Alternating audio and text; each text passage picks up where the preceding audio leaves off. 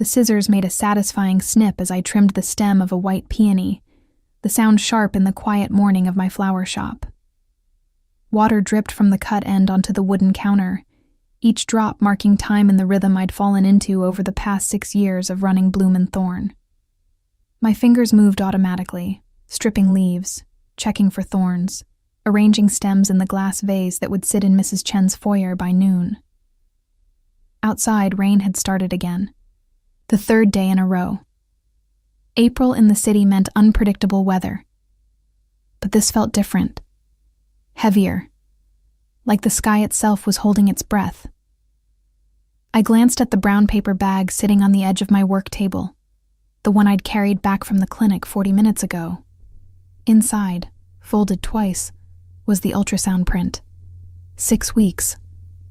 The technician had smiled when she'd said it, congratulations in her voice, as if she couldn't see that I'd arrived alone, that my hands had been shaking when I'd filled out the forms.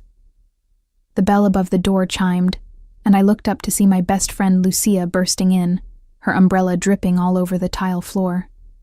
Behind her came Sophia and Marie, the 3 of them looking like they'd run the entire 2 blocks from the coffee shop. "Serena," Lucia panted, shoving a newspaper into my hands. "You need to see this." The headline was in bold, "Valente Russo wedding tomorrow. 2 families unite in historic Italian ceremony." Below it, a photo. Him, the man from 6 weeks ago, the one who'd appeared in my shop during a thunderstorm at closing time, drenched and asking for roses. The one whose name I'd never learned, whose number I'd never gotten, whose face I'd tried and failed to forget every single day since. Nico Valente, 30 years old, head of the Valente crime family, marrying Isabella Russo, daughter of the rival Russo clan, in a union meant to end decades of bloodshed. My vision tunneled, the edges of the newspaper blurred. "Serena, are you okay? You look pale." Sophia's hand touched my shoulder. I set the paper down carefully, my fingers numb. Then I reached for the brown bag, pulled out the ultrasound, and stared at it. The tiny bean-shaped shadow. 6 weeks. 1 night. One stranger who wasn't a stranger at all, but a man whose wedding was tomorrow. "What is that?" Marie leaned closer, then gasped. "Oh my God. Serena, is that—" I didn't answer. Instead, I picked up the scissors I'd been using on the peonies. My hands didn't shake this time. They were steady as I cut through the ultrasound image, once, twice, 3 times, until it was nothing but confetti scattered across the counter between the flower stems and ribbon spools. "Serena!" Lucia grabbed my wrist. "What are you doing?" "What I should have done the moment I left that clinic," I said, my voice flat.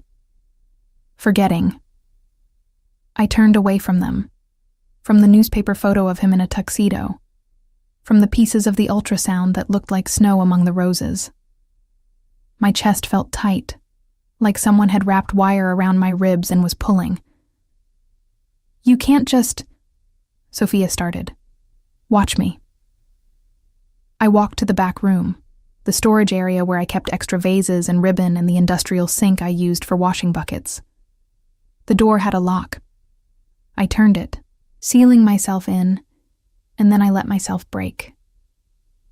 The sobs came hard and fast, ripping out of me in a way they hadn't even at the clinic. Because this was different.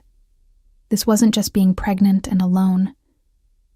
This was being pregnant by a man who belonged to someone else, who lived in a world I didn't even understand, who was getting married tomorrow to seal a peace treaty like this was the 15th century and not the modern world. I pressed my forehead against the cool metal of the sink, trying to breathe through the tears. 6 weeks ago, he'd stood in my shop with water dripping from his dark hair, his gray eyes intense as he'd asked for red roses. "For someone special?" I'd asked, and he'd said, "For myself. Tonight. Just tonight." We'd talked while I'd made the arrangement, about flowers and rain and the way the city looked when it was washed clean. He'd helped me close up, and then the storm had gotten worse, and I'd offered him tea while we waited it out. One thing had led to another. One touch. One kiss. One night that I'd replayed 1,000 times since. He'd been gone by morning. No note, no number.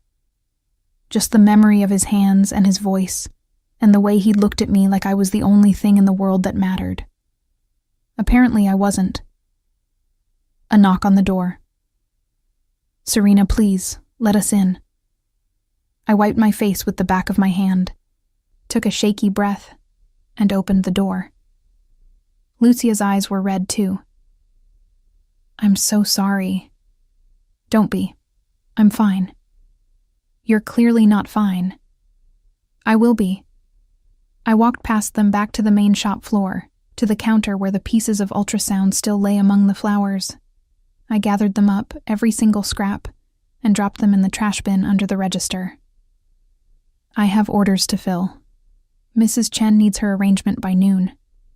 Marie exchanged a look with Sophia. "Maybe you should close the shop today. Take some time." I said I'm fine.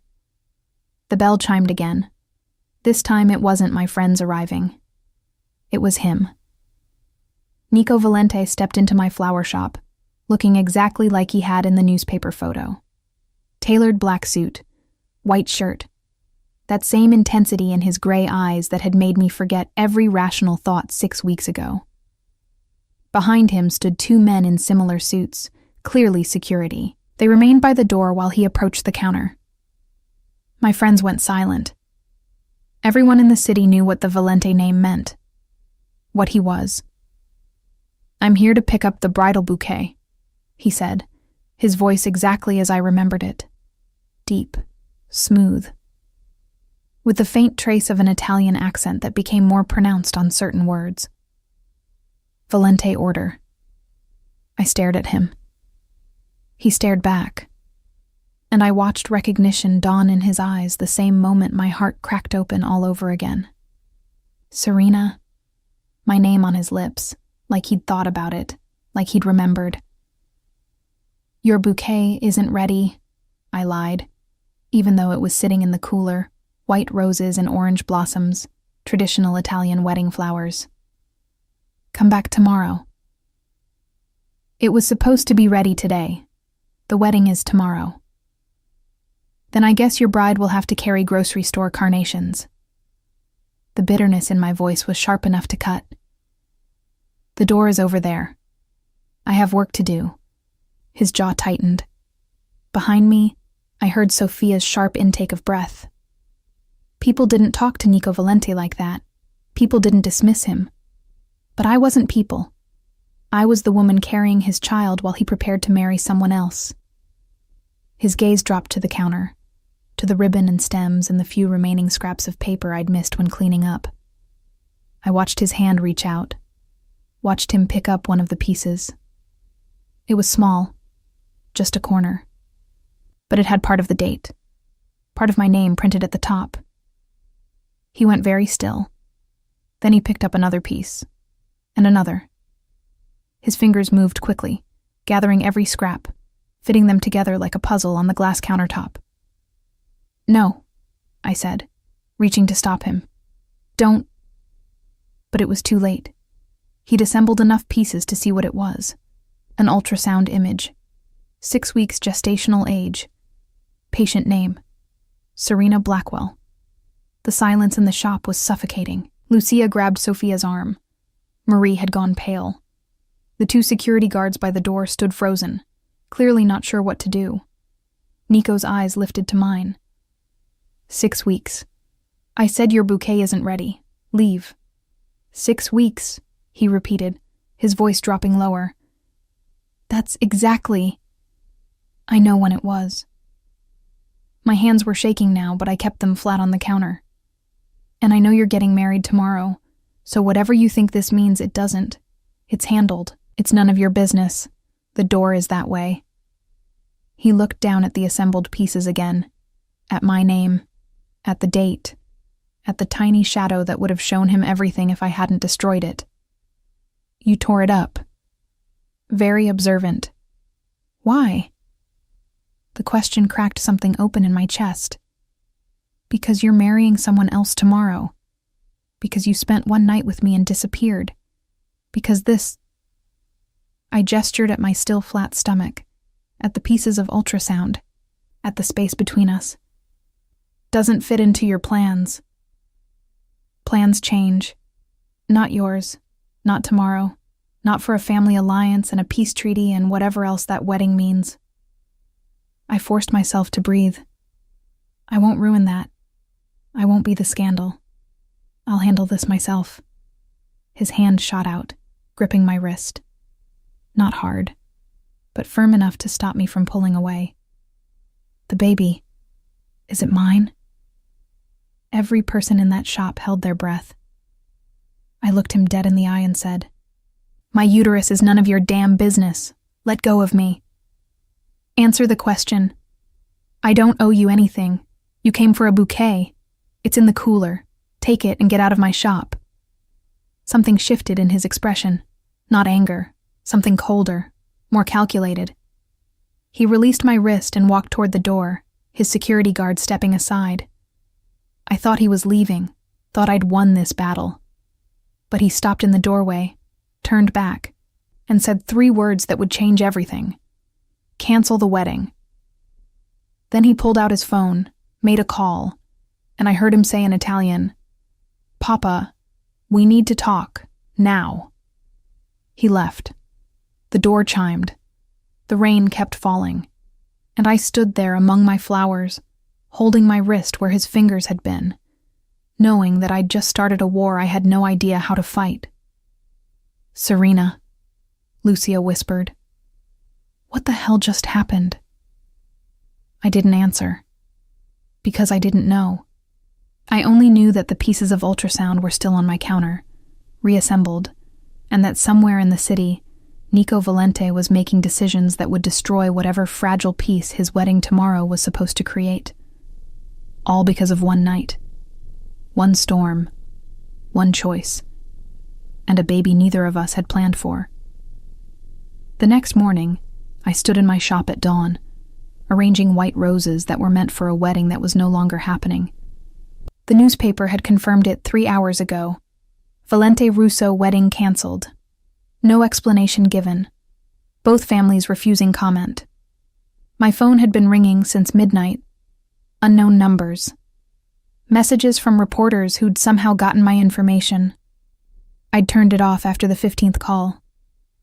The morning light filtered through the front windows, catching the water droplets still clinging to the glass from last night's rain. I trimmed another stem, the scissors precise, despite the exhaustion weighing down my limbs. I hadn't slept. Every time I closed my eyes, I saw his face when he'd assembled those ultrasound pieces. The bell chimed. I looked up to find an older man in an immaculate gray suit standing in my doorway. Silver hair, sharp eyes, the kind of presence that made the air feel thinner. Behind him stood 4 men in black, not asking, just there. Serena Blackwell. Not a question. I'm Antonio Valente, Nico's father. I set down the scissors carefully. The shop doesn't open until 9. This isn't about flowers. He walked further in, his gaze sweeping across the counter, stopping on the reassembled ultrasound pieces I'd left there last night. I'd been unable to throw them away a second time. My son canceled a wedding that took 3 years to negotiate. A wedding that would have ended a blood feud spanning 4 decades. Do you know what that means? That he made a choice. That he made a catastrophically stupid choice. Antonio's voice was hard. The Russos are demanding retribution. My own family is calling him a disgrace. All because of this. He gestured at the ultrasound pieces. So I need to know. Is it true? Are you carrying my grandchild? The word grandchild hit differently than baby had. This wasn't just about Nico and me anymore. This was about families and legacies and things I didn't understand. I don't owe you answers. You owe my family the truth. Because right now, you're at the center of a situation that could get people killed. He leaned against the counter. So I'll ask again. Is that baby my son's? I looked at this man who'd built an empire on violence and loyalty, whose son had spent one night with me and then walked away to marry someone else. And I made a choice. Yes. The word hung in the air between us. Antonio nodded slowly, like he'd been expecting it but needed confirmation. How far along? 6 weeks. And you weren't going to tell him? He was getting married. What was I supposed to do? Show up at the church with an ultrasound and ruin his big day? The bitterness leaked through. I was handling it myself. By tearing up the evidence and throwing it away. By protecting everyone involved. Something that might have been respect flickered in his eyes. You have more sense than my son does. Unfortunately, he's already blown everything up. So protection is no longer an option. He pulled out his phone, made a call. Nico, get to the flower shop, now. I don't want... What you want stopped mattering when you let him into your bed. Antonio's voice was blunt. You're carrying a Valente. That means your family now, whether you like it or not. 10 minutes later, Nico walked in. He looked like he hadn't slept either. Same suit as yesterday, but rumpled now. Hair disheveled like he'd been running his hands through it. Those gray eyes found mine immediately. You canceled the wedding, I said. I did. You started a war. I did. Because of a baby you didn't even know existed until yesterday. He moved closer, and I saw something in his expression I hadn't seen before. Not the smooth charm from that first night. Not the cold calculation from yesterday. Something raw. Because of you. Don't. I stepped back. Don't make this about me. This is about responsibility and timing, and it's about the fact that I haven't been able to stop thinking about you since that night. His voice was low, intense. It's about the fact that I was supposed to marry Isabella tomorrow, and all I could think about was how wrong it felt. How I was choosing duty over... He stopped. And then I walked into your shop yesterday and saw you again. And then I saw those pieces. And everything became clear. Clear? I laughed, the sound bitter. Your family is at war. The Russos want blood. And you think this is clear? Clearer than it's been in 3 years. Antonio made a sound of disgust. While you two figure out your feelings, I need to manage the fallout. Serena, you're moving. Excuse me? Your address is public record. The Russos know who you are. They know about the baby. You're not safe here. I'm not going anywhere. You're 8 blocks from Russo territory. You have no security, no protection, and you're carrying my grandchild. Antonio's voice was final. Pack what you need. You're moving to a secure location until we sort this out. I looked at Nico. Did you know about this? I called him this morning to tell him about the baby. He made the security call. So you just decided my life for me, both of you, without asking. Would you have agreed if we'd asked? Antonio raised an eyebrow. No. Then this saves time. The bell chimed again. This time it was Lucia, carrying coffee and pastries, clearly thinking I needed support after yesterday's disaster. She froze when she saw Antonio and his guards. Serena? Her voice was small. It's okay. I moved between her and the men. Just some unexpected complications. Complications? Lucia's eyes widened. Are they threatening you? They're protecting her, Nico said. From what? From the consequences of their son's decisions, I said flatly. I turned back to Antonio. I'm not moving. I'm not leaving my shop. I'm not becoming some kept woman in a fortress while you fight your wars. I'll handle this pregnancy myself. I've been alone my whole life. This doesn't change anything. Antonio studied me for a long moment. Then he smiled. It wasn't warm. You have spirit. Good. You'll need it. He gestured to his men. Make sure she gets to work safely. Watch the shop. No one in or out without clearance. You can't just station guards at my flower shop. Already done. He headed for the door. Nico, fix this. You made this mess. You clean it up. Then he was gone, leaving me alone with his son and 4 security guards who were now apparently permanent fixtures. Lucia grabbed my arm. What the hell is happening? I'm pregnant. He's the father. And he just started a mob war over it. Oh my God. She sank onto the stool behind the counter. Oh my God. Serena, what are you going to do? I looked at Nico, who was watching me with an intensity that made my skin feel too tight. I'm going to make flower arrangements. Because that's my job. That's my life. And I'm not letting anyone take that from me. For the next 3 weeks, that's exactly what I did. Every morning, I came to my shop at dawn. Every morning, Nico's security was already there. Every day, I made bouquets and arrangements and tried to pretend my life wasn't completely upended. And every evening, Nico showed up, not to pressure me, not to make demands. He just appeared at closing time and helped me clean up, swept the floor, washed the buckets, carried the heavy bags of soil I couldn't manage anymore. I didn't thank him. I didn't encourage him. I gave him the same sharp-edged sarcasm I'd perfected over years of dealing with difficult customers. Oh, look, the runaway groom is back, I'd say when he walked in. What alliance did you destroy today? Just the one, he'd reply, taking the broom from my hand without asking. How was your day? Better before you showed up. But he kept coming. And despite myself, despite everything, I started expecting him. Started noticing when he was 5 minutes late. Started saving him the last coffee from the pot I made in the afternoon. 6 weeks after the canceled wedding I was showing. Not much. Just enough that my regular clothes didn't fit right. I'd started wearing loose dresses that hid the small bump.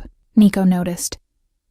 You need maternity clothes, he said one evening, after we'd closed up. I have clothes. You have dresses 2 sizes too big. There's a difference. And you're an expert on women's fashion now? My sister just had a baby. I know what pregnancy looks like. He paused. Let me take you shopping. No. Serena? I said no. I don't need your money. I don't need your help. I'm doing fine on my own. He was quiet for a moment, and then he said, Why do you hate me? The question caught me off guard. I don't hate you. You barely look at me. You won't let me help with anything. You act like I'm some kind of punishment you have to endure. His voice was careful, controlled. If it's about the wedding, it's not about the wedding. The words came out sharper than I intended. It's about the fact that you spent one night with me and then disappeared. No note, no number, nothing. And then I find out I'm pregnant. And the same day I see your face in the paper because you're marrying someone else. Do you know what that felt like? He moved closer. I looked for you. What? After that night, I came back to the shop, multiple times. But you were never here. And I didn't know your last name. I only knew Serena and that you owned a flower shop. There are 14 flower shops in this city. I stared at him. You looked for me? For weeks. And then my father arranged the marriage to Isabella, and I thought... He stopped. I thought maybe it was better if I didn't find you, that you deserved someone without my life, my complications. So you were going to marry her. I was going to do my duty, protect my family, make peace. He laughed, but there was no humor in it. And then I walked into your shop to pick up her wedding bouquet and saw you again, and realized I'd been fooling myself. There was no duty. There was only you. The words hung between us. Outside, rain had started again, tapping against the windows like it had that first night. "You still could have told me," I said quietly. "Yesterday, when you saw the ultrasound, you could have explained instead of just making decisions. Would you have listened? I don't know, but I deserved the chance to choose." He nodded slowly. "You're right. I'm sorry.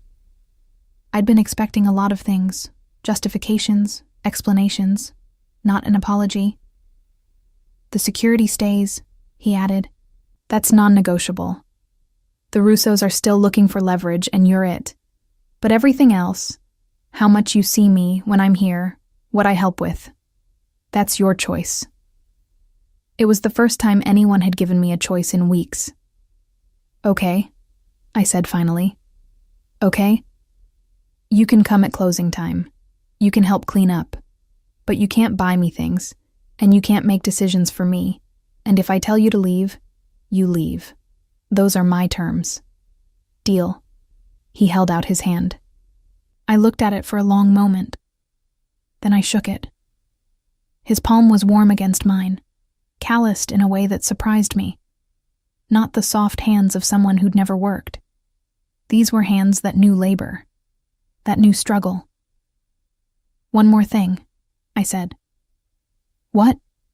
"Stop looking at me like that." "Like what?" "Like I'm something precious you're afraid to break. I'm not fragile, I'm just pregnant. There's a difference." A smile tugged at his mouth, the first real one I'd seen from him. Noted. That night, after he left, I stood in my shop and realized something had shifted. Not forgiveness, not yet, but maybe the beginning of something. 3 months later, I was 7 months pregnant, and my ankles had disappeared.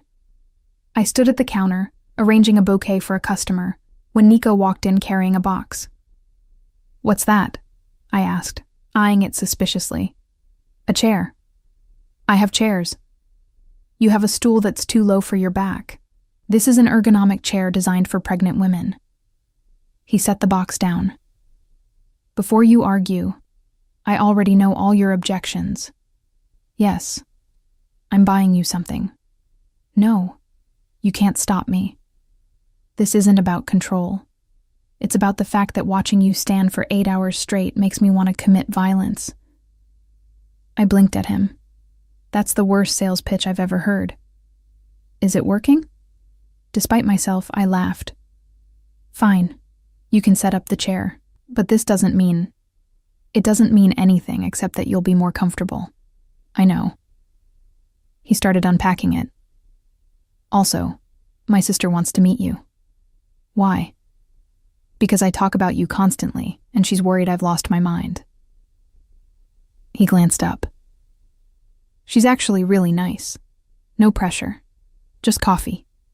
She's bringing her baby." I should have said no. Should have kept these boundaries clear. But 3 months of Nico showing up every evening, of slowly getting used to his presence, had worn down my defenses. "Okay." His face lit up in a way that made my chest tight.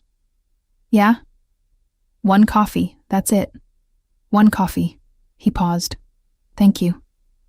That weekend I met Nico's sister Gabriella in a cafe near my shop. She was warm and funny and completely overwhelming in the best way. Her baby, a chubby 6-month-old named Luca, spit up on my dress within 5 minutes. "Oh God, I'm so sorry." Gabriella grabbed napkins. "It's fine, I work with plants. This isn't even close to the worst thing that's been on this dress." She laughed, and I found myself laughing too. And just like that, I had a friend. Over the next 2 months, Gabriella became my person, the one I called when I panicked about labor, the one who took me maternity shopping despite my protests, the one who told me stories about Nico as a kid that made him seem human instead of untouchable. "He was the serious one," she said one afternoon over tea. "Always protecting everyone. Always trying to fix things. Papa used to say he was born middle-aged. He's very," I searched for the word, "intense. That's one way to put it." She smiled. "He's also been in love with you since that first night. He's just terrible at showing it. He barely knows me. He knows enough. She reached across the table, taking my hand. I know this whole situation is complicated. I know you didn't choose this. But Nico doesn't do anything halfway. If he's committed to you and this baby, he means it. For life. I wanted to believe her. But trust didn't come easy. Not when I'd spent most of my life alone. At 8.5 months pregnant, I was miserable. Nothing fit. My back hurt. My feet were swollen. And I was so tired of being pregnant that I could cry. Nico showed up at closing time like always, but this time he brought food. Thai, he said, setting containers on the counter. The good place. Extra spring rolls because I know you've been craving them. How did you? Gabriella told me. He started opening containers. Eat. I was too tired to argue. We ate in comfortable silence, and when I couldn't reach my feet to untie my shoes, he knelt down and did it for me without a word. You don't have to. I know. I want to. That night, as he helped me close up, I asked the question that had been weighing on me for weeks. What happens after the baby's born? He stopped sweeping. What do you mean? I mean, you've been here every day for 8 months. You've proven you're committed. But what happens when there's an actual baby? When it's not just theoretical anymore? He set the broom aside and came to stand in front of me. Then I'm still here. Every day. Every night. Whatever you need. And your family, the Russos, all of that, is handled. His voice was firm. The Russos withdrew their demands 2 months ago. My father negotiated a new alliance. It's done. Just like that? Not just like that. It took work. But yes, it's done. He paused.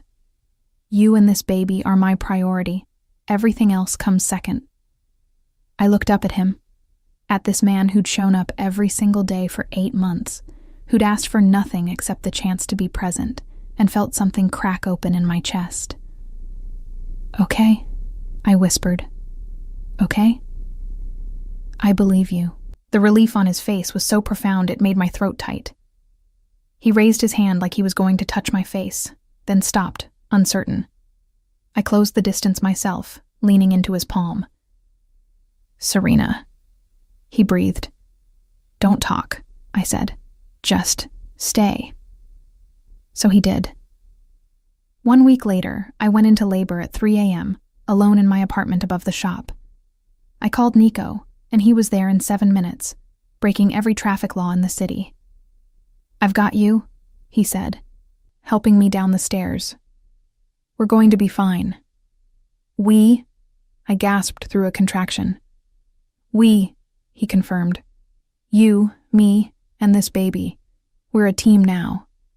And as we drove through the empty streets toward the hospital, his hand holding mine, I realized he was right. Somewhere between that first night and this moment, between anger and forgiveness, between fear and trust, we'd become something. Not a couple. Not yet, but a beginning. The hospital room was too white, too sterile, too bright for 3 a.m. I gripped the bed rail through another contraction, breathing the way the nurse had taught me in the birthing class I'd attended alone 3 weeks ago. Nico stood beside me, his hand on my back, steady pressure that helped somehow. You're doing great, he murmured. Don't patronize me, I gasped. You have no idea. The words cut off as another wave hit. When it passed, I sagged back against the pillows. My hair stuck to my forehead. I'd been in labor for 6 hours, and the doctor said I still had a ways to go. I should call Gabriella, Nico said, pulling out his phone. It's 3 a.m. She made me promise. He was already dialing. A moment later, Ella, it's time. Yeah, we're at Mercy General. Labor and delivery, room 304. A pause. She's doing amazing. Stubborn as hell, but amazing. I would have argued, but another contraction started, stealing my breath. Gabriella arrived 40 minutes later with coffee for Nico and ice chips for me, her baby with a sitter and her husband on his way to pick up my friends so I wouldn't be alone. "You called Lucia?" I asked between contractions. "Of course I did. You think we'd let you do this alone?" Gabriella squeezed my hand. "You're family now. That means showing up." By 6 a.m., my small hospital room was full. Lucia, Sophia, and Marie had all arrived, looking exhausted but determined. Gabriella had taken charge of managing everyone, sending people out for food or coffee or walks when the room got too crowded. Nico never left my side. At hour 9, when I was ready to give up, when the pain was so intense I couldn't think straight, he leaned close and whispered, "Remember what you said that first day? About not being fragile? You were right. You're the strongest person I've ever met. You can do this. I can't. You can. You will. And I'm right here." Matteo Valente was born at 7:23 a.m. on a Tuesday in late December, screaming loud enough to wake the entire floor. The nurse placed him on my chest, this tiny, perfect human with a shock of dark hair and the most beautiful face I'd ever seen. I couldn't breathe. Couldn't think. Could only stare at this miracle we'd made. Nico's hand trembled as he reached out to touch our son's head. "He's perfect. He is," I whispered, tears streaming down my face. "He really is." The next few hours passed in a blur. Tests and measurements and visitors. Antonio appeared briefly, took one look at his grandson, and had to step into the hallway because his eyes got suspiciously wet. Gabriella cried. My friends cried. Even Nico's voice cracked when he held Matteo for the first time. But eventually, everyone left. The room grew quiet, and it was just the three of us. I watched Nico pace with Matteo, this powerful man reduced to a gentle giant by 7 pounds of newborn. He hummed something in Italian, old and familiar, probably a lullaby his own mother had sung. "You're good at this," I said quietly. He looked up, surprise in his eyes. "At what?" "Being a father." "I haven't done anything yet." "You showed up, every day for 9 months. That's more than most people do in a lifetime." He came to sit on the edge of my bed, Matteo sleeping in his arms. I meant what I said that night, before he was born. You and him, you're my priority. Everything else comes second. What about your family business? I'm stepping back, letting my father handle more, promoting people I trust. He looked down at Matteo. I want to be present for this, for him, for you, not splitting my time between what I should do and what I want to do. The words hung in the air between us, weighted with meaning I wasn't quite ready to examine. "We should probably talk," I said, "about what happens next." "What do you want to happen?" It was the first time he'd asked instead of decided, the first time he'd given me complete control. I stopped, trying to find the words. "I want to go slow. I want to figure out how to be parents before we figure out how to be anything else. I want Matteo to have a father who's present and involved, not some distant figure who shows up for birthdays and Christmas." "Done." "Just like that?" "Just like that." His gray eyes were steady on mine. "Whatever timeline you need, whatever boundaries make you comfortable, I'm not going anywhere." The next few weeks proved he meant it. I moved back into my apartment above the shop, and Nico rented the unit next door. He showed up for every 2 a.m. feeding, every diaper change, every crying fit. He learned how to swaddle and burp and soothe better than I did. "You're a natural," Gabriella observed one afternoon, watching him rock Matteo while I finally got to eat a meal with both hands. "I'm terrified," he admitted. "Every single second. But also..." He looked down at our sleeping son. also the happiest I've ever been. I understood what he meant. This tiny human had taken over our lives completely. My flower shop ran on reduced hours.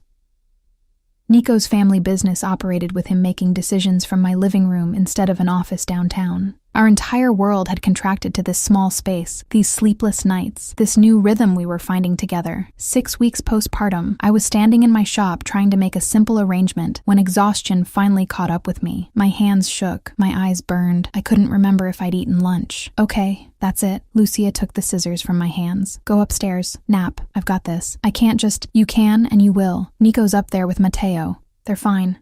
You need sleep.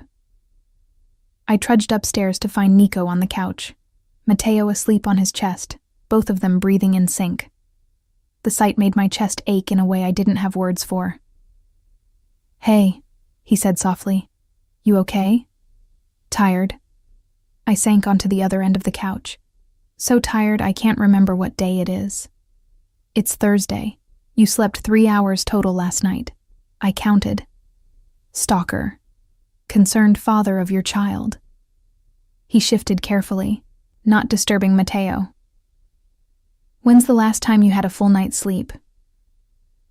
Sometime in my second trimester, I think. He made a decision I could see forming in his eyes. Tonight, I'm taking night duty. All of it. You're sleeping in my place, and I'm staying here with him. You can't— I can. I will. This isn't negotiable, Serena.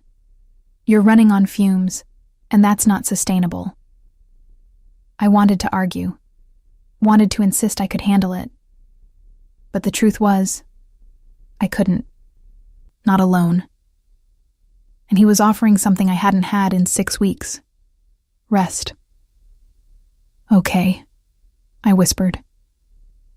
That night, I slept for 11 hours straight in Nico's apartment next door. When I woke up, sunlight was streaming through unfamiliar windows, and I felt human for the first time in weeks. I found Nico and Mateo in my apartment, both looking exhausted, but alive. How was it? I asked, taking Mateo from his arms. Terrible. Amazing. I have no idea how you've been doing this mostly alone. He ran a hand through his disheveled hair. But also, I fed him twice, changed him 4 times, and got spit up on more than I thought possible. So we bonded. I laughed, the sound feeling foreign after weeks of stress. You're a mess. I'm a dad. He grinned. There's a difference. 3 months after Mateo was born, the Russo family made their move. I was closing the shop when 2 men I didn't recognize walked in. Not customers, not vendors.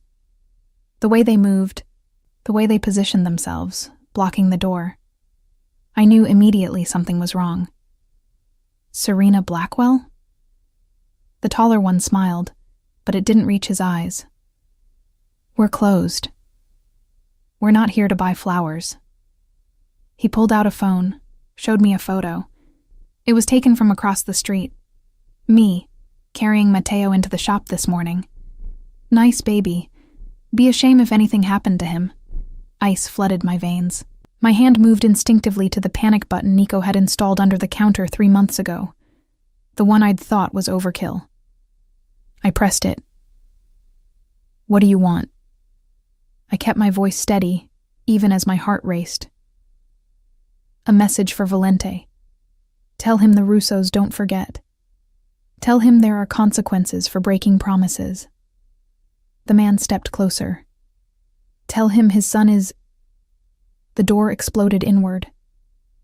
Nico moved like violence personified, all controlled fury and precise action. The 2 men didn't stand a chance. Within seconds, they were on the ground, Nico's security team flooding in behind him. He came straight to me, his hands on my face, checking me for injuries. Are you hurt? Did they touch you? No, I'm fine. But they threatened Mateo.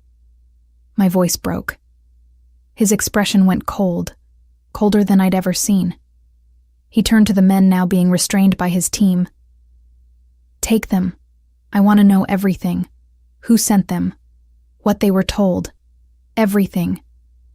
Then he pulled me against his chest, and I let myself shake. "This is why," he said quietly, fiercely. "This is why I insisted on security, why I wanted you somewhere safer. Because my world touches you now, touches our son, and I will burn down anyone who threatens you." I pulled back to look at him. "They said the Russos don't forget. Let me handle it." "No." I gripped his shirt. "No more secrets. No more handling things without telling me. If we're doing this, if we're raising Matteo in your world, then I need to know everything." He studied my face for a long moment, then nodded. "Okay, come on."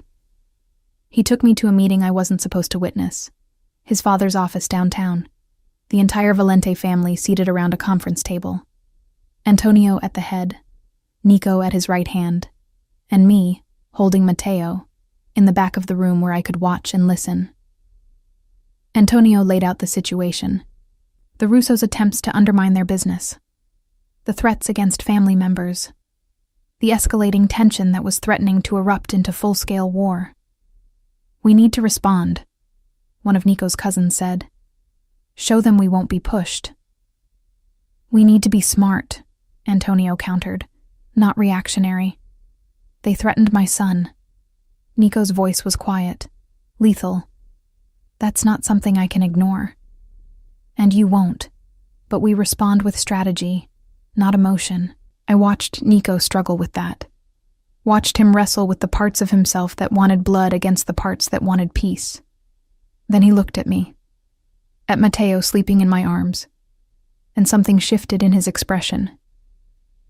"I want this ended," he said, "permanently. No more threats, no more games. I don't care what it costs." Antonio nodded slowly. "Then we negotiate. One final time, but from a position of strength." What followed was 2 weeks of tense meetings, mediators, lawyers, old family friends calling in favors. I wasn't involved in most of it, but Nico briefed me every night, kept me informed of every development. Finally, a deal was reached. Financial concessions on both sides, shared territories in neutral zones, and most importantly, a complete and total agreement that families were off limits. No more threats. No more targeting children or spouses. The night the papers were signed, Nico came to my apartment looking exhausted, but relieved. "It's done," he said, collapsing onto my couch. "Really done this time." I sat beside him, Matteo asleep in the bassinet nearby. "How do you feel?" "Like I can finally breathe." He turned to look at me. "Like maybe we can have a normal life now. Or as normal as it gets. What does normal look like for us?" It was the question I'd been avoiding for months. The thing we'd been dancing around since Matteo was born. He took my hand, his thumb tracing circles on my palm. "I don't know, but I'd like to find out, if you're willing." My heart raced. Willing to what? To try, to see if this... He gestured between us. Could be more than just co-parenting, more than just convenience. And if it doesn't work, then we figure it out, together, as a team, like we've been doing. He paused. "But I think it could work. I think we could be amazing together if you gave us a chance." I looked at this man who'd shown up every single day for 10 months, who'd proven his commitment over and over, who'd negotiated peace with his enemies so our son could grow up safe. "Okay," I said quietly. "Okay? Let's try. Let's see what this could be." His smile was like sunrise, slow and warm and full of promise. He leaned in, giving me time to pull away. And when I didn't, his lips met mine in a kiss that was nothing like that first night. That had been passion and urgency and desperation. This was tender, patient, full of all the things we hadn't said yet, but both felt. When we pulled apart, Matteo chose that moment to wake up with a cry. We both laughed, The moment broken, but not ruined. And Nico went to pick up our son while I watched and realized something.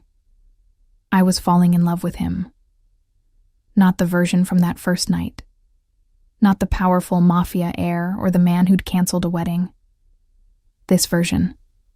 The one who changed diapers at 3 a.m., who learned to make formula bottles, who sang Italian lullabies and read parenting books and asked questions instead of making assumptions. This version I could love. This version I did love. 6 months after Matteo was born, my flower shop was thriving in ways I'd never imagined. The security measures Nico had insisted on, cameras, reinforced doors, panic buttons, had initially seemed excessive. Now they were just part of the landscape, as familiar as the coolers and cutting tables. Matteo slept in a bassinet behind the counter while I worked, a setup that horrified some customers and charmed others. I'd learned to make arrangements one-handed, to soothe a crying baby while explaining rose varieties to clients, to exist in 2 worlds at once. "He's getting so big," Mrs. Chen observed during her weekly visit, peering at Matteo with the kind of grandmother energy that made my chest ache. My own parents had died when I was 20, and I'd been alone since. But slowly, this neighborhood, these customers, Nico's family, they were becoming mine. 6 months next week, I said, trimming baby's breath for her arrangement. He's already trying to crawl. And his father? How is that situation? I smiled despite myself. Complicated, but good. Complicated didn't begin to cover it. Nico and I had been, whatever we were, for 4 months now. Not quite dating, not quite just co-parenting. Something in between that had no clear definition but felt right anyway. He still lived next door. Still showed up every evening to help with Matteo. But now he also stayed for dinner sometimes. Brought me coffee in the mornings the way I liked it. Left notes on my counter when he had to travel for business. Back tomorrow. Miss you both. The "you both" always made something flutter in my chest. We hadn't slept together since that first night. We'd kissed a handful of times. Soft, tentative things that held promise but never pushed. But that was it. Like we were both afraid of rushing into something that might break what we'd built. "Take your time," Gabriella had advised during one of our weekly coffee dates. "You're building a foundation. That's more important than anything else." But sometimes, late at night when Matteo was asleep, and I could hear Nico moving around in his apartment through the thin walls, I wondered what we were waiting for. The question answered itself on a Wednesday in early summer. I was closing up when Nico walked in carrying takeout from the Thai place and looking troubled. "What's wrong?" I asked immediately. "We need to talk." Those 4 words never led anywhere good.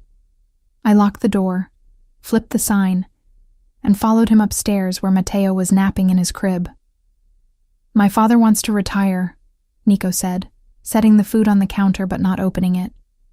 "He's turning 70 next month, and he's done. He wants out. That's good, right? He's earned it. It means I'll be taking over the family business, all of it." He ran a hand through his hair, a tell I'd learned meant he was stressed. "It means more responsibility, more time away, more danger." "Okay." I leaned against the counter, trying to process. What does that mean for us? I don't know. That's what I need to figure out. He came closer. "Because I want this. Want you. Want us to be a real family. But I also need to be realistic about what my life looks like. What I can offer." "What are you saying?" "I'm saying maybe you and Matteo should move. Somewhere safer. Away from all this." The words hit like a physical blow. "You want us to leave?" "I want you safe. There's a difference." "No." I shook my head. "No, you don't get to decide that. You don't get to push us away because you think it's better for us." "Serena?"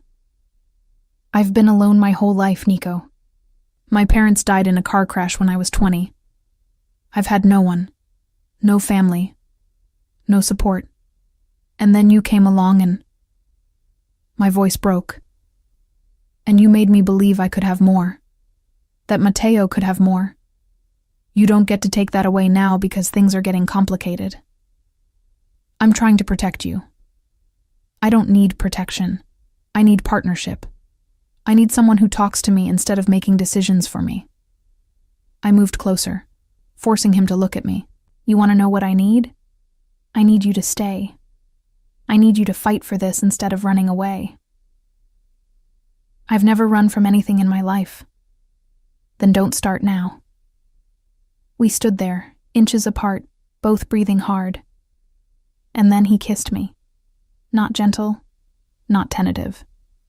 This was every bit of frustration and fear and want that had been building for months, unleashed in one moment. I kissed him back just as fiercely, my hands fisting in his shirt, pulling him closer. He lifted me onto the counter, stepping between my legs, and I wrapped around him like I could anchor him here, make him stay.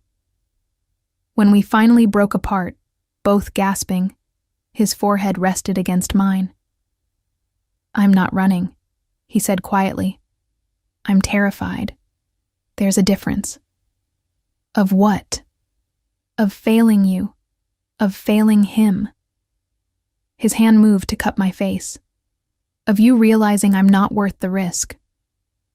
You're an idiot, I said, but there was no heat in it. You've been proving your worth for 11 months. Every single day. How have you not figured that out yet? Because I come from a world that destroys beautiful things. And you and Mateo, you're the most beautiful things in my life. His thumb traced my cheekbone. I don't want to be the thing that ruins you. You won't be. Not if we do this together. He studied my face for a long moment, like he was memorizing it. Then he kissed me again, slower this time, sweeter, and I felt something shift between us. A decision being made, a future being chosen. When Mateo woke up crying, we pulled apart, both smiling, and Nico went to get our son while I finally opened the takeout containers. So, I said as he settled on the couch with Mateo, what's the plan? I take over the business, but I delegate more. Hire people I trust. Create boundaries between work and family. He looked at me. And you and Mateo stay here. With me. As a family. Define family. However you want to define it. I'm not pushing for marriage or... He stopped. Unless you want that. In which case we can talk about it. I thought about his canceled wedding. About how he'd chosen me over duty 11 months ago. About every evening since then. Every diaper changed. Every feeding at 3 a.m. Every moment he'd chosen to show up. I don't need a wedding, I said carefully. But I need commitment. I need to know you're all in. I'm all in. Have been since the moment I saw those ultrasound pieces. His gray eyes were steady on mine. You and him, you're everything. Everything else is just details. Over the next month, Nico transitioned into his new role as head of the Valenti family. I watched him navigate power struggles and old grudges. Watched him make hard choices with grace I didn't know he possessed. And every evening, without fail, he came home to us. How was your day? Became our ritual. Him asking me about the shop, about customers and flower orders, and Mateo's latest developments. Me asking him about the business in vague terms that let him share what he could without burdening me with details I didn't need. It's like being married, Gabriella observed one afternoon, watching Nico and me move around my small kitchen in perfect sync, making dinner while Mateo played on a blanket nearby. Except without the legal paperwork. We're taking it slow, I said, but even I could hear how unconvincing it sounded. You've been taking it slow for almost a year. At some point, it just becomes stalling. I didn't have a response to that. That night, after Mateo was asleep and Nico was getting ready to go back to his own apartment, I caught his hand. Stay, I said. He froze. Stay? Here. Tonight. Not... I felt my face heat.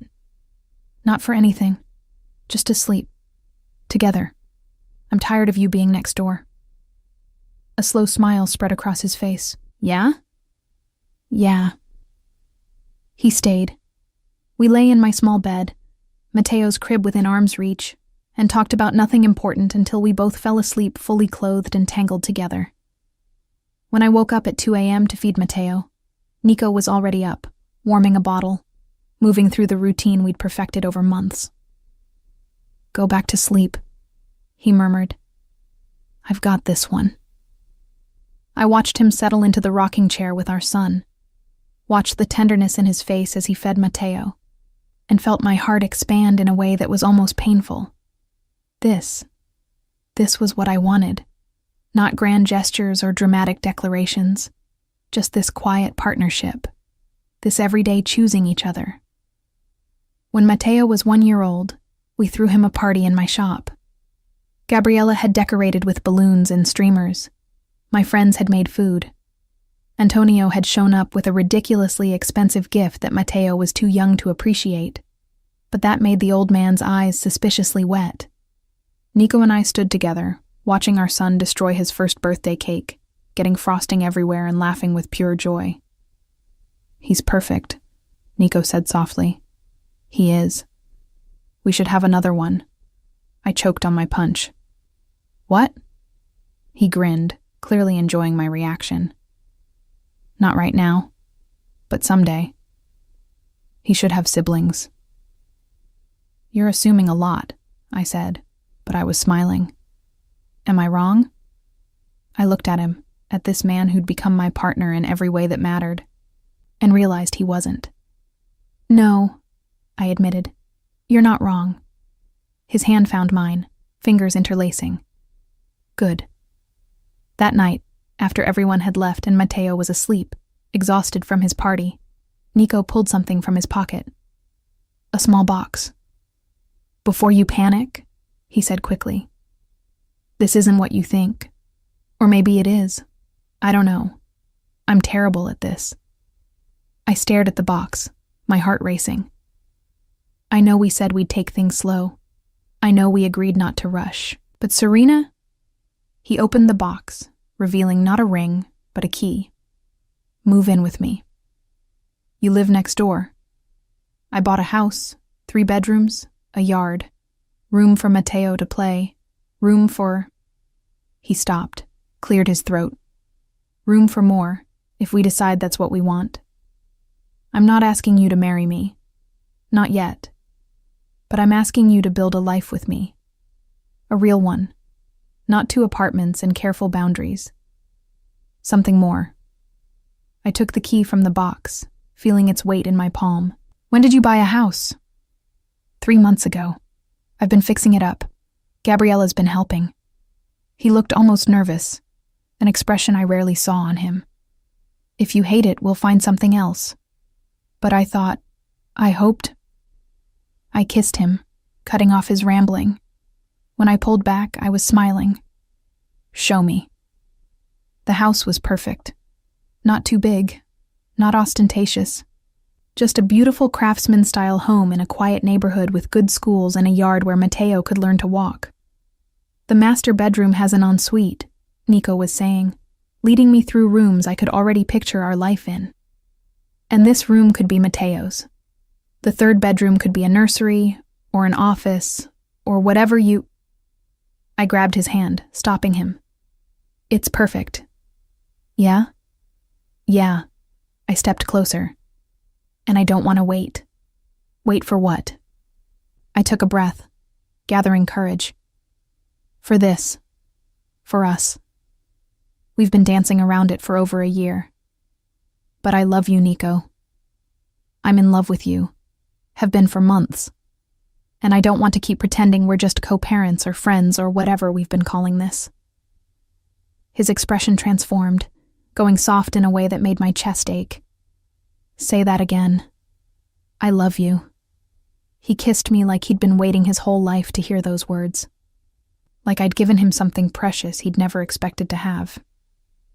When we finally came up for air, he said, "I love you too, so much it terrifies me." Good. We can be terrified together.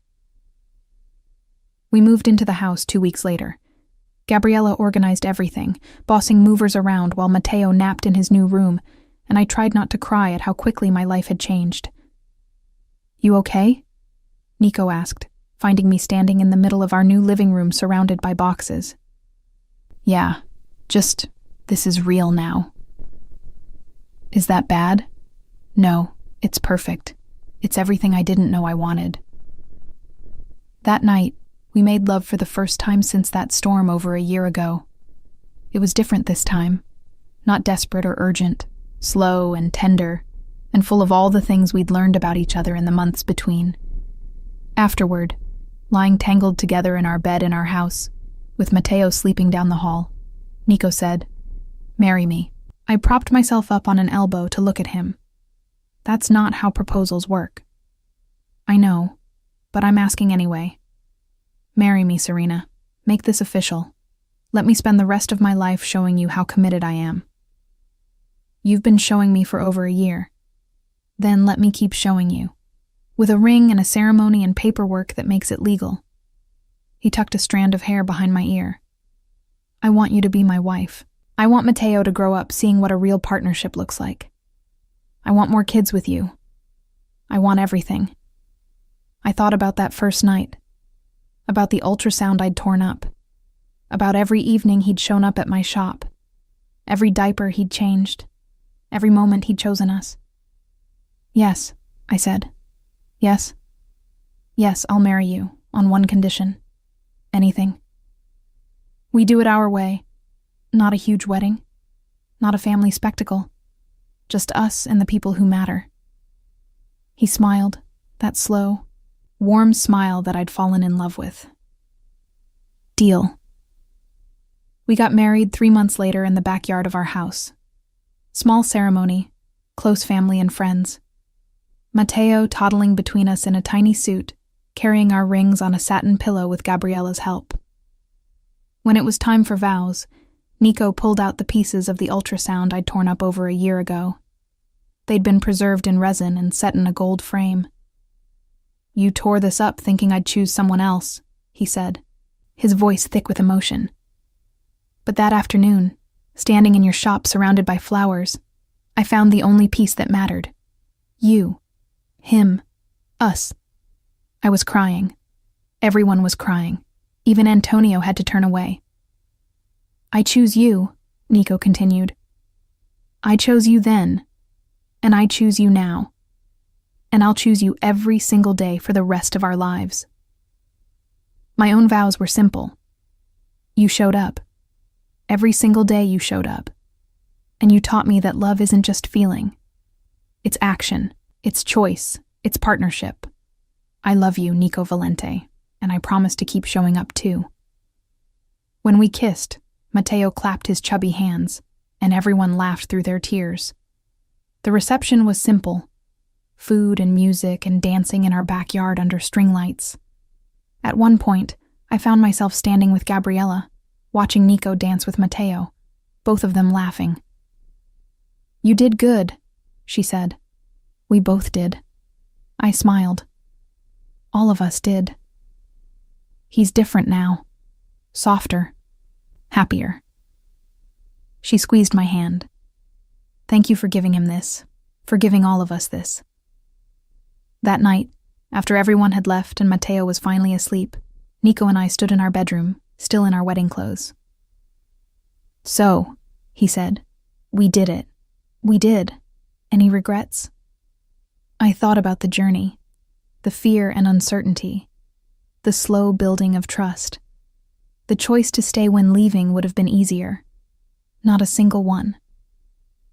He kissed me, and I tasted promise and forever, and knew that whatever came next, whatever challenges or joys or complications, we'd face them together. The way we always had. The way we always would. 2 years into our marriage, I stood in the kitchen of our home, hands braced on the counter, fighting the nausea that had become my constant companion for the past month. "Mommy sick?" Matteo asked from his high chair, his dark eyes, so like his father's, wide with concern.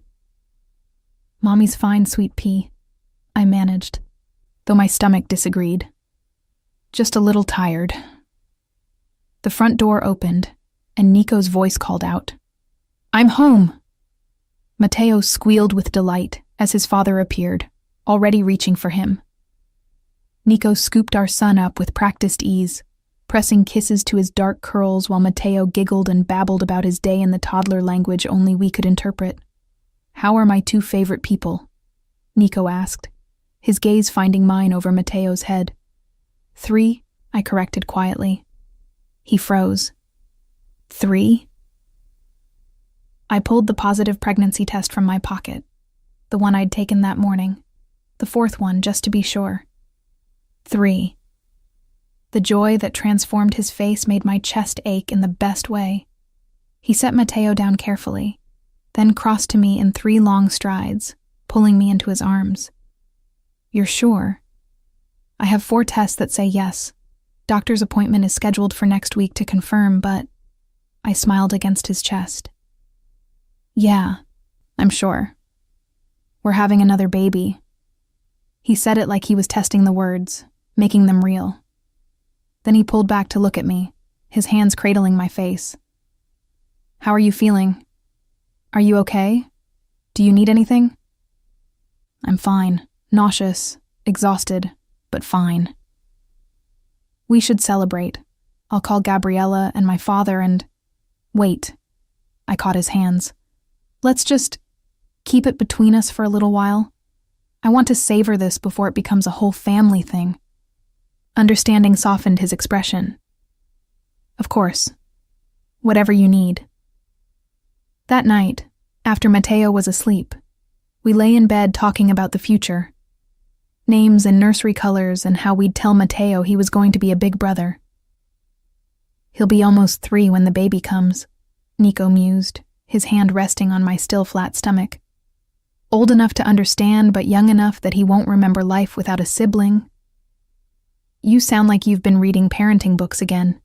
Gabriella's been sending me articles."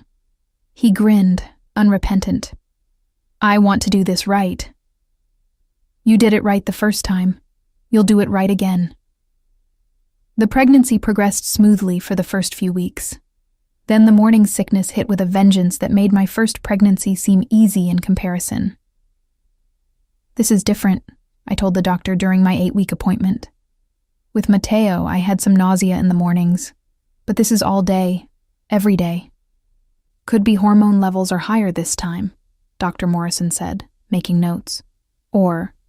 She paused, studying the ultrasound screen. "Or it could be this." "What?"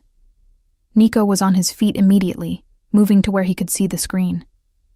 2 heartbeats. Dr. Morrison smiled. "Congratulations. You're having twins." The room tilted. Twins. 2 babies. I looked at Nico, whose expression had gone from concern to shock to something like awe. "Twins," he breathed. "We're having twins." "Twins," I echoed faintly. Dr. Morrison printed out the ultrasound images, 2 tiny beans side by side. "Everything looks good. Both babies are measuring right on track. We'll monitor you closely, of course. Twin pregnancies require more care, but you're healthy and young. I see no reason for concern." In the car on the way home, Nico kept glancing at the ultrasound photo propped on the dashboard. "Twins," he said again. "You're going to wear that word out. I can't believe..." He shook his head. 2 more. Matteo's going to have 2 siblings. We're going to need a bigger house. Or we could add on. 3rd floor, more bedrooms." He was already planning. I could see it in his eyes. "Maybe expand the yard. Get a swing set." "Slow down. We have 7 months to figure it out." But there was no slowing Nico down once he had a project. By the time I hit my 2nd trimester, he'd already hired contractors to add a 3rd floor to our house. Gabriella was in heaven, planning not one but 2 nurseries, a compromise after I'd vetoed her suggestion of a single shared room with matching cribs. They're individuals, I'd insisted. They should have their own spaces. But they're twins! The matching everything will be so cute. Ella, I love you, but no. Mateo adjusted to the news of impending siblings with the adaptability of a toddler. He'd pat my growing belly and announce, "My babies," to anyone who would listen, which Nico found endlessly adorable. "Our babies," I'd correct gently. "My babies," Mateo would insist, and Nico would laugh while I rolled my eyes. At 20 weeks, we found out we were having girls. "Twin girls," Nico said, staring at the ultrasound screen where our daughters were clearly visible, already looking like they were holding hands. "Dio, Serena, we're going to have 3 kids. 2 of them girls." "Are you okay?" I asked, because he'd gone pale. He swallowed hard. "I'm going to need to expand security and install a better alarm system and maybe bars on the windows. They're babies, Nico, not prisoners. They're my daughters. There's a difference." Gabriella thought this was hysterical. Wait until they're teenagers. He's going to lose his mind. But watching Nico with Mateo, seeing how gentle he was despite his tough exterior, I wasn't worried. He'd be just as wrapped around our daughter's fingers as he was around our son's. The 3rd trimester was rough. Carrying twins meant everything was amplified. The exhaustion, the back pain, the general discomfort of being heavily pregnant. By 30 weeks, I was huge and miserable and ready to be done. "I'm sorry," Nico said one evening, massaging my swollen feet while I lay on the couch. "I did this to you. We did this together, and I'd do it again." I paused, but maybe not immediately. He laughed. "Understood. 3 kids is plenty." "3 kids is insane," I corrected, "but it's our insane." Mateo chose that moment to appear with his favorite book, climbing onto the couch next to me and accidentally elbowing one of the babies through my belly. "Ow, buddy. Careful." "Sorry, Mommy." He patted my stomach. "Sorry, babies." One of the twins kicked back, and Mateo's eyes went wide. "They kicked me." "They're saying hello," Nico said, abandoning my feet to scoop Mateo up. "They'll be here soon, and then you'll get to meet them properly." "When?"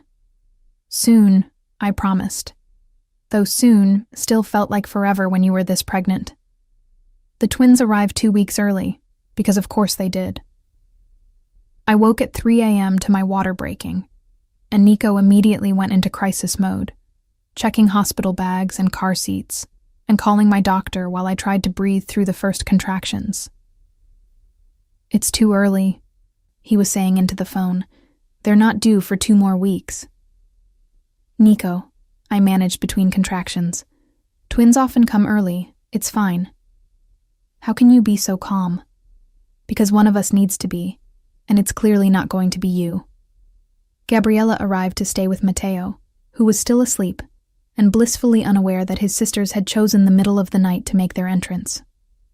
"Go," she ordered. "I've got him. Keep me updated." The labor was faster than with Mateo, but somehow more intense. 2 babies meant twice the work, twice the pressure, twice the pain. "You're doing amazing," Nico kept saying, his hand in mine, his other hand stroking my hair. "So amazing. I love you so much." "I'm never doing this again," I gasped. "Whatever you want, anything you want, just breathe." Sofia Lucia Valente was born first at 6:47 a.m., screaming loud enough to wake the entire maternity ward. Elena Rose Valente followed 3 minutes later, quieter but no less determined. They placed both babies on my chest, one on each side, and I looked down at these 2 tiny, perfect humans we'd made and couldn't stop crying. "They're beautiful," Nico whispered, his voice thick. "You're beautiful. You're all so beautiful." The next few hours were chaos. Nurses and doctors checking the babies, making sure everything was okay, feeding attempts and measurements and tests.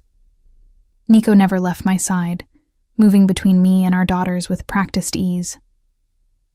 When we finally had a quiet moment, just the four of us in the hospital room, he sat on the edge of my bed holding Sophia while I held Elena. "We did it," he said softly. "We did." Three kids, I agreed. "We're officially outnumbered." He laughed, the sound full of wonder and joy. I wouldn't have it any other way.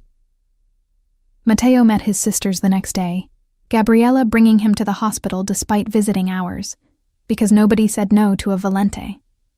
He approached the bassinet cautiously, clearly intimidated by these tiny creatures. "Matteo, meet your sisters," I said, "Sophia and Elena." "They're small," he observed. "You were small once, too," Nico assured him. "They'll grow. Can I hold one?" We settled him carefully in the chair, Nico supervising closely, and placed Sophia in his arms. Matteo stared down at her with such intense concentration that I had to bite back a laugh. "Hi, Sophia," he said seriously. "I'm your big brother. I'm going to protect you." Nico's hand found mine, squeezing tight, and I knew he was fighting the same rush of emotion I was. This was our family. Messy and loud and beautiful and ours. Coming home with twins was an adjustment. Nico had insisted on hiring a night nurse for the first month, which I'd initially resisted, but quickly came to appreciate when 3 a.m. meant 2 babies needing to be fed simultaneously. "I thought one newborn was hard," I said one morning, zombie walking through the kitchen in search of coffee. "This is a whole different level." "Go back to bed," Nico said, appearing with Sophia in one arm and Elena in the other. "I've got them. The nurse is here. You need rest." "I need to function." "You are functioning. You're incredible. But you also pushed 2 humans out of your body 3 weeks ago. Rest." I was too tired to argue. I went back to bed and slept for 4 hours straight, waking to find Nico still managing both babies while Matteo played nearby, helping by bringing diapers and talking to his sisters. "You're magic," I told him. "I'm terrified," he corrected. "But I'm here. We're figuring it out together." And we were.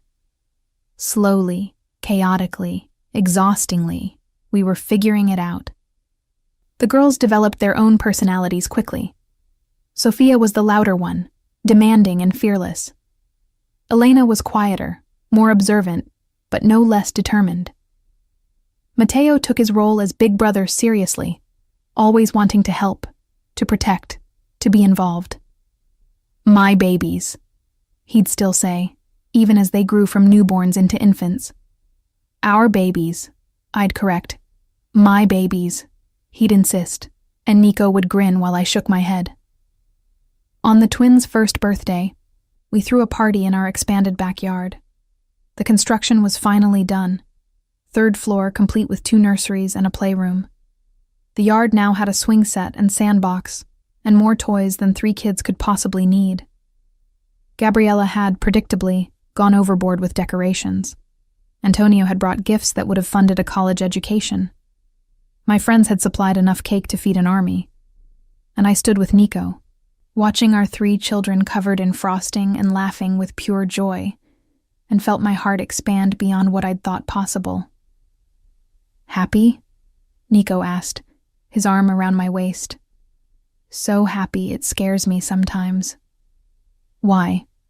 "Because this is everything. And the thought of losing it—" I stopped, couldn't finish the sentence. He turned me to face him, his hands on my face. "You won't lose it. We won't lose this. I promise you, Serena. This is forever." And looking into his eyes, I believed him. That night, after everyone had left and the kids were finally asleep, we collapsed on our bed fully clothed.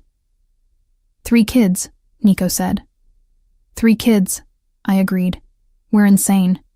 We're happy. We're both. He rolled to face me, his expression soft. I love our life. Our crazy, chaotic, beautiful life. I love you. I love you too. I reached for his hand, lacing our fingers together. Thank you. For what? For showing up. That first day in my shop. And every day since. For choosing this. Choosing us. Easiest choice I ever made. And wrapped in his arms, our children sleeping down the hall, our house full of love and laughter and life, I knew he was right. This was everything, and it was ours. 5 years after the twins were born, our lives had settled into a beautiful rhythm that I sometimes had to pinch myself to believe was real. Mateo was 7 now, all gangly limbs and serious questions. He'd inherited his father's intensity and my tendency to overthink, which made for interesting dinner conversations. But why can't I go to Giovanni's house after school? He was asking as I packed lunches in the kitchen. All the other kids get to. Because Giovanni's parents haven't been vetted by security, Nico said calmly, not looking up from the business report he was reviewing at the kitchen table. That's not fair. Life isn't fair, but it is safe, which is more important. I shot Nico a look that said, "Let me handle this," and turned to our son. How about this? Giovanni comes here after school instead. You guys can play in the yard and I'll make those cookies you both like.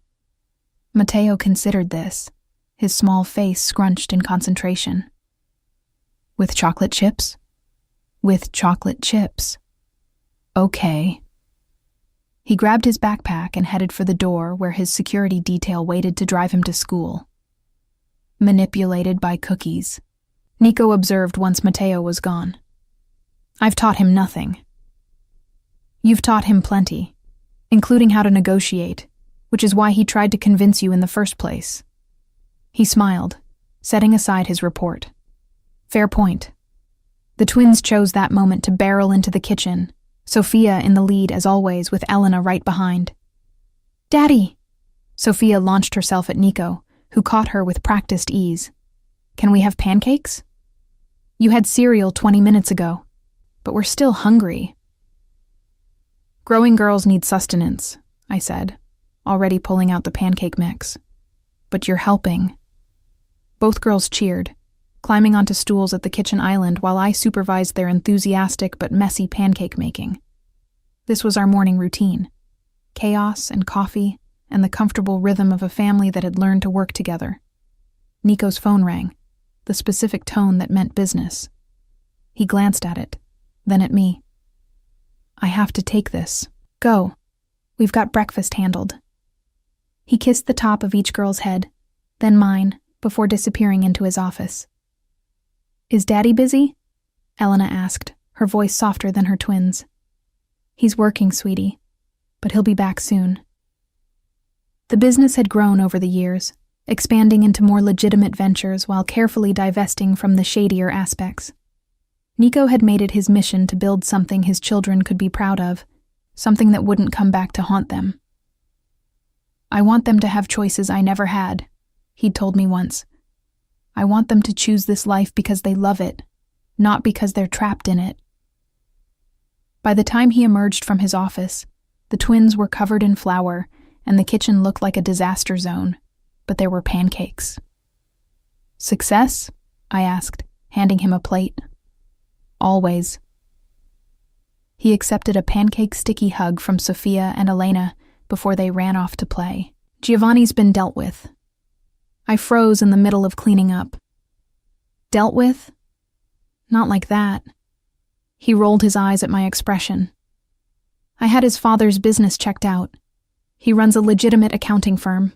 No connections, no problems. Mateo can go over there after I meet the family. You're going to intimidate them, aren't you? Probably. But our son's safety comes first. It was this balance that defined our life now, the careful navigation between normalcy and the reality of who we were. What Nico's name meant in this city. Speaking of which, Nico said, finishing his pancake, I need to talk to you about something. The serious tone made me set down the dish towel. Okay. Antonio wants to retire. Completely this time. Move to the villa in Sicily. That's good, right? He's been talking about it for years. It means I'll be taking over everything, not just day-to-day operations, but the whole organization. He met my eyes. I wanted to make sure you're okay with that before I commit. I thought about the man I'd married, the father of my children, the person who'd proven over and over that he could handle power without being corrupted by it. Are you okay with it? I asked. I am. I think I've finally figured out how to do this, all of this, without compromising what matters. He pulled me close. But only if you're on board. I'm on board. I've always been on board. The transition happened over the following months. Antonio formally retired, moving to Sicily with fanfare and celebration. Nico stepped into the role completely, bringing with him changes that modernized while respecting tradition. He's good at this, Gabriella observed during one of our weekly coffee dates. Better than Papa in some ways, less stuck in the old ways. He's trying to build something different, and succeeding. She stirred her coffee thoughtfully. You know, when he canceled that wedding years ago, half the family thought he'd lost his mind. Now they all see it was the best decision he ever made. Only half thought he was crazy? I teased. The other half were too busy panicking about the Russo situation. She grinned. But it worked out. It all worked out. It had. The Russo family had eventually come around, especially after their own leadership changed hands. The new generation wanted peace, wanted legitimate business, wanted to move beyond the old grudges. It's like the whole world is growing up, I'd said to Nico after a particularly successful negotiation. We're all just trying to leave our kids something better than what we got, he'd replied. The shop was thriving too. I'd expanded to 3 locations, hiring managers I trusted while maintaining hands-on control over the original store. It was my haven, my creative outlet, the thing that was completely mine. Though, technically, Nico liked to point out, I'm your best customer. Because you buy flowers constantly. Because my wife makes the most beautiful arrangements in the city, and I like showing them off. He still bought roses. Every anniversary he'd show up with the same request. Red roses, for tonight. Just tonight. It was our tradition, a reminder of where we'd started. On our 5th wedding anniversary, he surprised me with a trip. Just the 2 of us, he'd said. 4 days in Tuscany. The kids will stay with Gabriella. 4 days without the kids? I'd been both thrilled and anxious. We'd never been away from them that long. 4 days to remember what it's like to be just us. Not Mom and Dad, just Serena and Nico. Tuscany was magical. Rolling hills and incredible food and quiet moments where we could just be together without someone needing something from us. This is nice, I said one evening, curled against him on the balcony of our villa as the sun set over the vineyards. We should do it more often. Annual tradition? Annual minimum. He kissed the top of my head. I love our kids, our life. But I also love this. Just you and me. 5 years married, I mused. 7 since that first night in the shop. Best storm of my life. It wasn't even that bad a storm. It was to me. I was supposed to be at the wedding venue, finalizing details. Instead, I found myself in a flower shop with the most beautiful woman I'd ever seen. He shifted so he could look at me. That was the night everything changed. I just didn't know it yet. When did you know? When I walked in to pick up Isabella's bouquet and saw you again. It was like everything clicked into place. Like my whole life had been leading to that moment. I thought about those ultrasound pieces, about how I'd torn them up thinking I'd lost him before I ever really had him. I almost lost all of this, I said quietly. No, I wouldn't have let you. Even if you'd run, even if you'd fought me every step of the way, I would have found a way back to you. He cupped my face. You and Mateo and the twins. You're my everything. Everything else is just noise. That's very romantic for a mob boss. Former mob boss. Current legitimate businessman and devoted family man. Current legitimate businessman who still has people who report to him. Details. We made love that night with the balcony doors open, the Tuscan air cool against our skin, and it was like that first night all over again, but better, deeper, with the weight of years and love and history between us.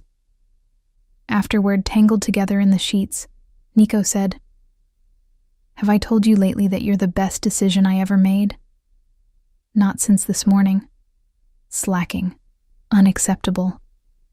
He propped himself up on an elbow. You're the best decision I ever made.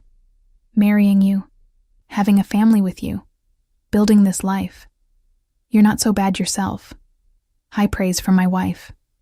We flew home renewed, reconnected, ready to dive back into the chaos of 3 kids and 2 careers, and a life that was never boring. The kids had missed us desperately, all 3 of them climbing over us the moment we walked through the door. "Never leave again," Sophia declared. 4 days felt like forever, Mateo added. Elena just held on to me and didn't let go for 20 minutes. "Told you they'd be fine," Gabriella said, but her smile was knowing. "But also, they definitely missed you." That summer, Mateo asked if he could learn about the family business. "I'm 7, he pointed out when I'd balked. I should start understanding what Daddy does. Nico and I had a long conversation about it that night. "He's too young," I insisted. "He's asking questions. We can either answer them honestly or let him imagine things that are worse than the truth." What if... I couldn't finish the thought. What if he chooses this life? What if we lose him to the family business the way Nico almost lost himself? "Then we guide him," Nico said gently. "We show him the good parts and the hard parts. We let him see what it really means. And then when he's older, we let him choose." So Mateo started spending Saturday mornings at Nico's office. Nothing dangerous. Nothing inappropriate. Just filing and organizing and learning how a legitimate business operated. "It's boring," he reported after the first week. "Most business is boring," Nico had replied. "The exciting parts are what people remember, but 90% is paperwork and meetings." That sounds terrible. It can be. But it's also building something, creating opportunities, taking care of people who work for you. I watched Mateo absorb this, watched him start to understand the weight of responsibility that came with the Valenti name. He was growing up. They all were. The twins started kindergarten that fall, both in the same class despite my initial plan to separate them. "They need each other," the school counselor had advised. "Separating twins can be traumatic. Let them stay together." So Sophia and Elena navigated kindergarten as a unit, Sophia making friends for both of them, while Elena quietly observed and then provided thoughtful commentary later. "They're like 2 halves of one person," Gabriella observed. "Sophia's the heart, Elena's the head." "They're both entirely themselves," I corrected. "They just express it differently." 8 years after that first night, on a quiet Tuesday evening, I found Nico in his office staring at something on his desk. "What's that?" I asked. He held it up. The ultrasound photo from the twins. The one from our 6-week appointment when we'd found out there were 2. I was thinking about how we got here, all the little moments that led to this life. I came to stand behind him, wrapping my arms around his shoulders. "Any regrets?" "Not a single one. You?" "Not a single one." He pulled me around to sit in his lap, the photo still in his hand. "Thank you." "For what?" "For taking a chance on me, for letting me prove myself, for building this incredible life with me." He set the photo down carefully. "For loving me, even when I didn't make it easy." You made it easier than you think. You showed up. Every day you showed up. That's all I ever needed. We sat there in comfortable silence, the house quiet around us. Mateo doing homework upstairs, the twins playing in their rooms, our family, our life. We should have another one, Nico said suddenly. I pulled back to look at him. Are you insane? We have 3 kids. 3 busy, demanding, wonderful kids. I know, but I was thinking, no. I was laughing now. No more babies. 3 is perfect. Our family is perfect exactly as it is. He studied my face for a long moment, then smiled. Okay, 3 kids. 1 incredible wife. 1 beautiful life. 1 beautiful, chaotic, perfect life. That works too. Later that night, after the kids were in bed and we were getting ready for sleep ourselves, Nico pulled out a small box from his nightstand. What's this? Open it. Inside was a pendant. Gold. Delicate. And embedded in resin in the center were those original ultrasound pieces I'd torn up almost 9 years ago. The ones he'd preserved and given to me at our wedding. Nico, I had them made into a necklace, so you can carry it with you. Carry the moment everything changed, the moment we became a family. I couldn't speak past the emotion clogging my throat. He took the necklace from the box and fastened it around my neck. Perfect, he murmured. I touched the pendant, feeling the history it represented. One night, one storm, one choice that led to everything. I love you, I whispered. I love you too, forever. And standing there in our bedroom, in the house we'd built, surrounded by the life we'd created, I knew he meant it. This was forever. This was everything. This was ours.